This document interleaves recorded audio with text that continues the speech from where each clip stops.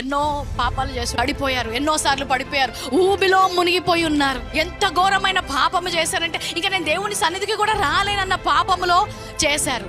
ఇప్పుడు దానికి పరిష్కారం ఏంటి? ఇప్పుడు ఏం చేయాలి? ఆ వ్యక్తి ఏమంటారు?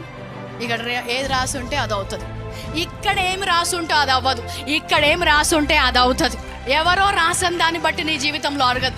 వాక్యములో ఏమి రాసి ఉందో దాని ప్రకారము నీ జీవితము జరుగుతుంది. హల్లెలూయా. హెబ్రీలకు రాసిన పత్రిక 8వ అధ్యాయము 11. నేను వారి దోషముల విషయమై దయ కలిగి వారి పాపములను ఇక ఎన్నడూను జ్ఞాపకము చేసుకొనని ప్రభు సెలవిచ్చుచున్నాడు. సరిగా జీవించలేదు, అందుకే నాకు సరియైన భవిష్యత్తు ఉండదు. నేను సరిగా ప్రవర్తించలేదు, అందుకే నాకు సరియైన భర్త రాడు. నేను సరియైన విషయాల్లో నడవలేదు, అందుకే నేను సరియైన భార్యను పొందుకోలేను. ఎందుకు ఇలాంటి ఆలోచనలు వస్తాయి? ఎందుకంటే గతము నీకు జ్ఞాపకము చేస్తుంది.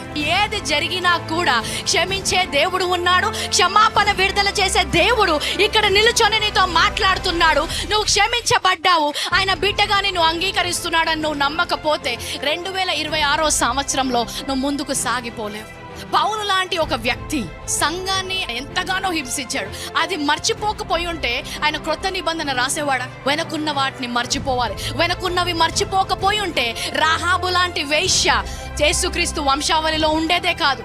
మేరీ మ్యాగ్దలేన్ లాంటి ఒక స్త్రీ క్రీస్తు యొక్క శిష్యురాలుగా తన వెనక వెళ్ళేదే కాదు. సాగిపోయేవారు ఎటువైపు చూడాలి? అటు చూసుకుంటూ సాగిపోలేరు, ముందుకు చూసుకుంటూ సాగిపోవాలి. ఆమేన్. దేవుడు ఈరోజు తన చేతులు చాపి మనందరినీ పిలుస్తుండగా, ఎలాంటి అపరాధ భావం ఉన్నా, ఎలాంటి దోష భావం ఉన్నా కూడా అన్నీ పక్కన పెట్టేసి, నేను ఎలాంటి పాపము చేసినా ఇదిగో ఒప్పుకుంటున్నాను, అది క్షమాపణ విడుదలైందని నేను నమ్ముచున్నాను, పాతవి నేను జ్ఞాపకము చేసుకోవట్లేదు, ముందున్న వాటిపై దృష్టి పెట్టి నడుస్తుండగా ప్రతి వాగ్దానం కొరకు నేను సిద్ధంగా ఉండమని చెప్తాం. హల్లెలూయా.